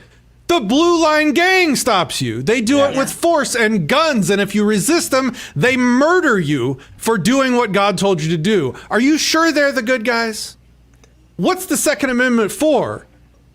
Showing off and going to the gun range? Or stopping the cops when they stop you from feeding the homeless? Everything It clears up in their head when you talk like that. If you listen to the NRA, it's so that you can shoot the deer and then not be able to feed it to the homeless. Yeah. Most of the gun activists, and it's so funny when the left does these marches against the NRA. All of the major gun activists in Texas burned their NRA cards years ago, and we show up to the Dallas, like they had a Dallas March for Our Lives, you know, with the boy from the school shooting showed up, and you know, we go there to counter protest, and they're all railing against the NRA, and we're like, literally no one gives a shit about the NRA here. It's just hilarious. Yeah. It's funny the politics question, because like I can't imagine New Jersey or Philadelphia passing that type of ordinance. But if there's one state where I had an ordinance saying you can't feed homeless people, like I feel like. So I looked it up because I was curious, and I guess it's probably something I might have or should have looked up maybe like 3 years ago when we started our organization. But frankly, I wasn't thinking about that stuff because it doesn't matter to me. But it does look like they banned feeding homeless people in city parks, which we've done, but that's fine. And I don't know if they've officially required a permit or training to distribute food, but we also don't care about that either. Well, what I love about so we need to have a don't comply event. Let's get some large men with large guns to show up at a park and let's feed some people. Well, let's make a point. What I was saying before to Frankie before you got on, which is like the beauty of the way she does it, right? Is she just gives people care packages and then they go out to different places. So like even if the cops like followed one of them, it's like, okay, great, you got one of us. Like there's a bunch of people going out and doing things, and the fact that there's 6 more cars, fucker. Yeah, right. It's like the Taliban of feeding the homeless, you know. Like, I mean, right? Like you take out the top guy, and like there's just like there's more. We would just multiply. Yeah. Patrick's like, what the hell did I wander into right now? I mean, we can go with that analogy, I guess. Okay. Well, I mean, it's the strength of anarchy is that it's nearly impossible for anybody to capture all those individual actions, right? Like that's the 13 colonies. Like, okay, maybe we took Massachusetts. Like, okay, you have 12 more. Like, what are you going to do, right? It's not like you just took over one government and now you control everybody. So I think that it is interesting that, you know, everybody kind of has idea of Texas as being freedom-loving, Bible folk and all that. And it's like, I was appalled when you said that. I was like, I can't. Yeah, I couldn't believe it at all. Most people have licensing requirements for feeding the homeless. That's not unusual for large cities. It's for safety. Oh, it's yeah, for the safety of the homeless people. Because if you feed monster. them raw chicken, yeah, exactly. Yeah, so how dare you? Being in Maryland or in New Jersey, even as anybody that's pro Second Amendment, you're just like, okay, so if you think that if I have like a gun and I'm traveling down the road, that I should like go to jail for like 10 years. And anybody that's at all like for gun rights is like, well, no, I don't think that should happen. You're like, okay, but how's that going to happen, right? Like it's because some cop decided to arrest me and say I'm going to a dangerous part of town for whatever reason, or I'm being threatened. There's literally no way I'm able to carry a gun to protect myself in this state. So what I'm just screwed. I just have to depend on the cops. You know, the cops aren't going to be there, right? So it's very, very difficult for these people to justify the existence of the cops in the way that they treat people, like from Texas to Maryland to New Jersey. Like you pick any state and there's cops that are enforcing unjust laws no matter where you go. And it's not just blinkers, like it's feeding people, right? It's giving people the right to self-defense. It's people educating their kids at home. Like it's 1,000 different things. Like we could go on and on and on. It's not just one thing. It's not like, oh, we changed the blinker laws or we changed the speeding laws. We'll have it all fixed. Just a couple minor details here, right? Like the entire apparatus is built on domination and control. Until there's no path forward. And that's why we've talked about this in the past. So the people think that it's kind of a misnomer to use the word like centrally planned or centralized government, because technically government is intertwined in so much that there is a little bit of a hierarchy, but it's also a hydra in a sense, right? Like it's not like that's why voting for the most part, like if you vote out Joe Biden and put someone in who's like altruistic, like not that they're actually there and available. But like, if you put someone who's altruistic in the White House, the other heads of the Hydra will turn, right? Like they'll turn on that one, right? And so that's why I'm such a big believer in decentralization from the standpoint of things like you're doing, Frankie, or you're doing, Patrick, because it's kind of guerrilla. It's ways of not trying to play the game, because if you do try and play the game, what they'll do is just bog you down in bureaucracy, right? They'll bog you down in the process. They'll bog you down in whatever. If you're trying to take part in electoral politics, right? They play all these games with that. If you take the freedom into your own hands and you do it in a decentralized way where you're not necessarily just dependent upon one grand poobah of liberty to lead you to the promised land, you're much more likely to be successful, because you're not just fighting a war on like one front, right? Like you're fighting on literally thousands of fronts, because if it's not the Department of Health, it's the IRS. If it's not the IRS, it's the police. If it's not the police, it's City Hall, right? Like all of these different institutions are essentially the tentacles that weave their way in. Like you bring up a good example, Patrick. Like COVID, right now, is you just got us example banned. Of that. Right? He didn't you can't use the hard R. He didn't say it. It's okay. But like, you bring a good example. I can't believe that word is called a hard R. Like,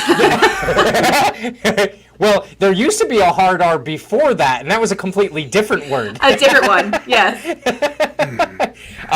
But you bring up COVID, Patrick, with the mask, and that is a perfect example. It's like all of these different, various institutions that are working in concert against freedom. Like that's what they do best, because it's all about self-preservation. It's about preserving power in their little locale or their little kind of like corner, right? And that's why, like, I'm such a big believer in decentralization, and people actually like. I know Texas for a long time has been like, the poster child for, Texas is gonna secede. Bullshit. I don't think Texas is gonna secede. Y'all have just as many bought and paid for politicians as we do, right? Like I've heard enough stories about both sides, Republicans and Democrats in Texas, where I'm like, why wait for the state?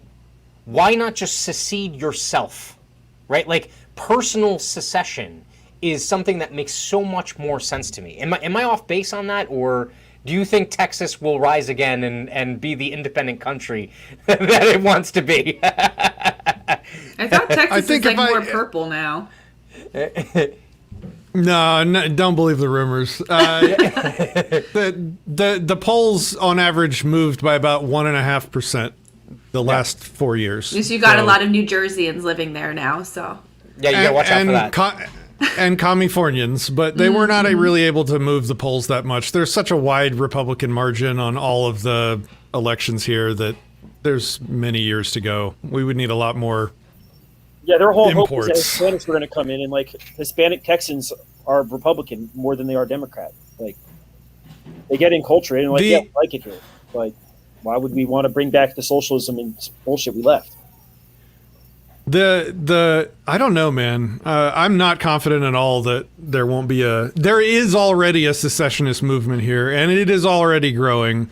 And the governor recently signed in a sanctuary city law for silencers on weapons. Oh shit! As well as so like if a silencer is manufactured here in Texas, you can buy it without registering it with the feds.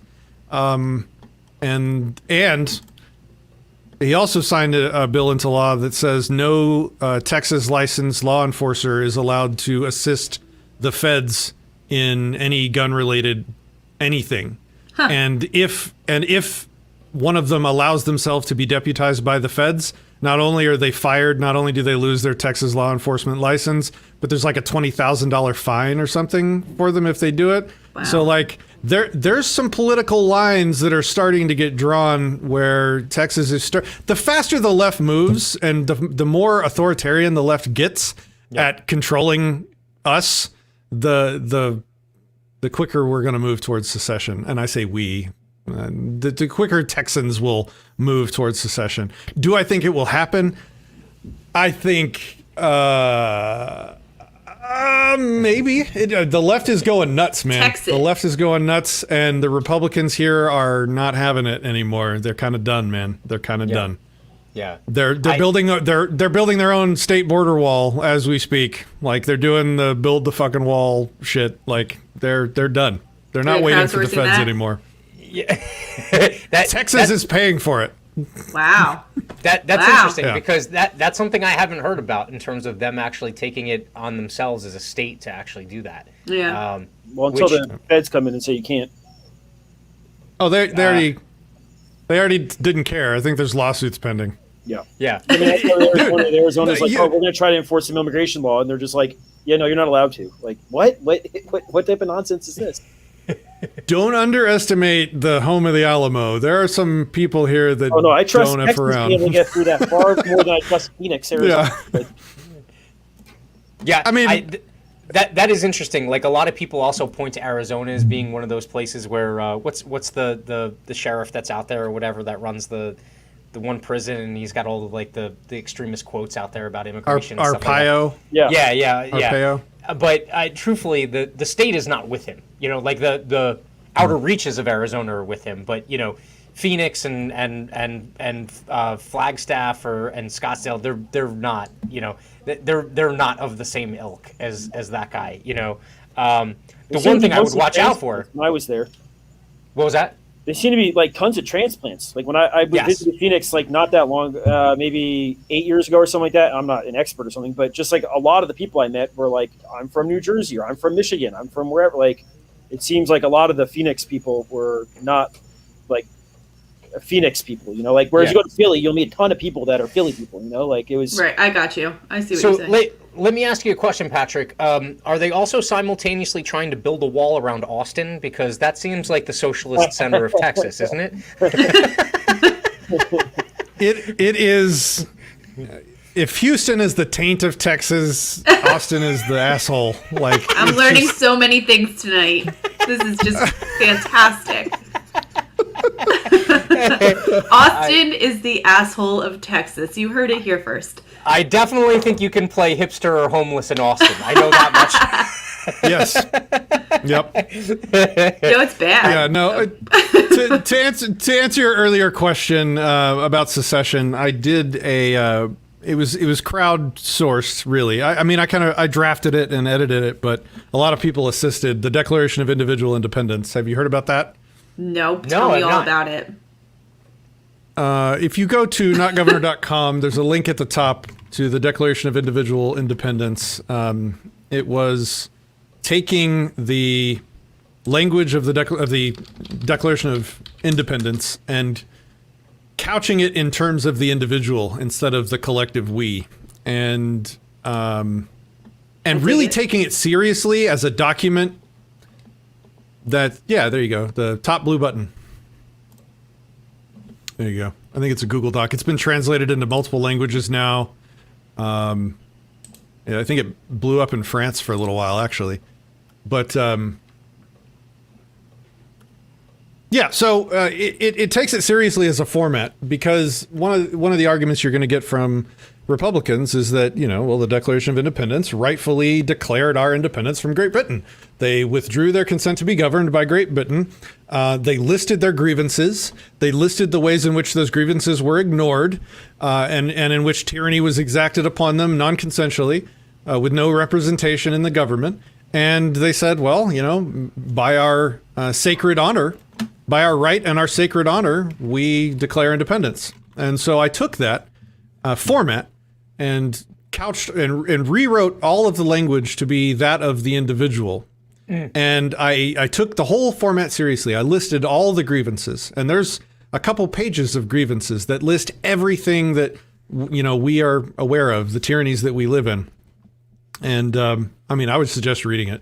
We had a bunch of people record themselves doing it. We clipped it together into like a super cut video of a bunch of people saying that. You can find that on my channels. Just search my channels for the Declaration of Individual Independence. It's a powerful document, man. Yeah. being in New Jersey, I live in right next to Morristown, and Morristown is like, Washington slept here once, so it's a place that everyone comes for historical significance.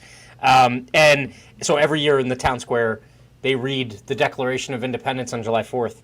And my wife and I bring the kids, and we laugh out loud when they read the Declaration of Independence, because count by count, when they go through each one of those grievances, in one way, shape, or form, it's like every single one of those things was not heeded when this country has gone through the progression that it's gone through.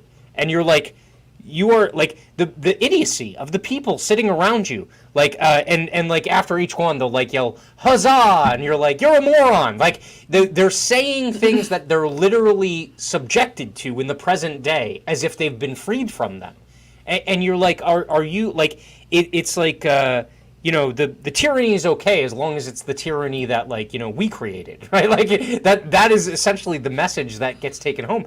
And so I bring my kids to show them, and I'm like, all of these people here don't understand the words that are being read to them right now. They just don't get it. But I love that idea of a personal Declaration of Independence, because at the end of the day, all of this crap that we deal with, the individual is ultimately supposed to be the one that this shit is supposed to pass muster with. And if it doesn't pass muster with them, then it just doesn't fly. Like, you don't have to comply. And yet we live in this collectivist world that, unfortunately, people take the easy route out, or they don't want to be confrontational. I love the fact that Can I read the last 3 paragraphs of the Declaration? Would you mind? Do we have time for that? Yeah, go for it. It illustrates why this is a powerful form of activism, because we have all been indoctrinated through our schooling to revere these words and this language. And when you hear it couched in terms of I instead of our, it's just one of the most powerful things. Okay. So this is right after I list all the grievances. In every stage of these oppressions, I have petitioned for redress in the most humble terms. My repeated petitions have been answered only by repeated injury. A ruler, by definition, may find no free people under their rule, and no government lacking my consent is fit nor just in their power.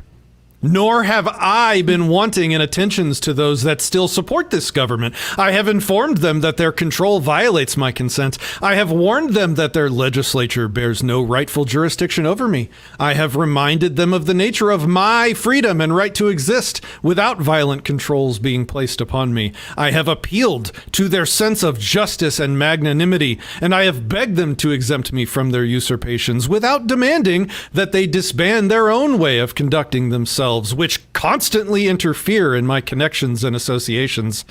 They too have been deaf to the voice of justice and consanguinity. I must therefore acquiesce in the necessity which denounces my separation, and hold them as I hold the rest of mankind, enemies in war, in peace, friends. I, therefore, being the sole proprietor of my mind and body, appealing to the rational minds of the world for the rectitude of my intentions, do, in my name and by my sovereign authority, solemnly publish and declare that this person is and of right ought to be free and independent. That I am absolved of all allegiance to this government and any other involuntary system or structure of control and regulation, and that all political connection between myself and the state is and ought to be totally dissolved, and that as a free and independent person I have full power to protect myself using necessary means, contract with others, establish commerce, and do all other acts and things which independent people may of right do. And for the support of this declaration, I agree and pledge that by my life, my fortune, and my sacred honor, I will hold sacrosanct the agency, consent, and property of others, likewise expecting, requiring, and demanding the same be afforded me. I own myself, I lead myself. I love that. It's rock solid. Yeah. That is fantastic. I can't do anything. I can't do any better than that. we may have reached the climax of the show. I want to be respectful of everyone's time. So, really quickly, Patrick, again, I'm going to throw the voluntary virtue website up here on the bottom. But again, where are the other spots that people can connect to you or follow you in terms of the content that you put out or how you communicate? 2 YouTube channels. Anarchast is the one where you get a bunch of interviews of a bunch of awesome anarchists doing all kinds of crazy stuff. Disenthrall is where you go for philosophy and the street activism. So like when I go out with Don't Comply and we do the Feed the Homeless stuff, that's where that content goes, as well as the debates and the nerdy libertarian philosophy stuff. Voluntary Virtue for the charity now, which is awesome.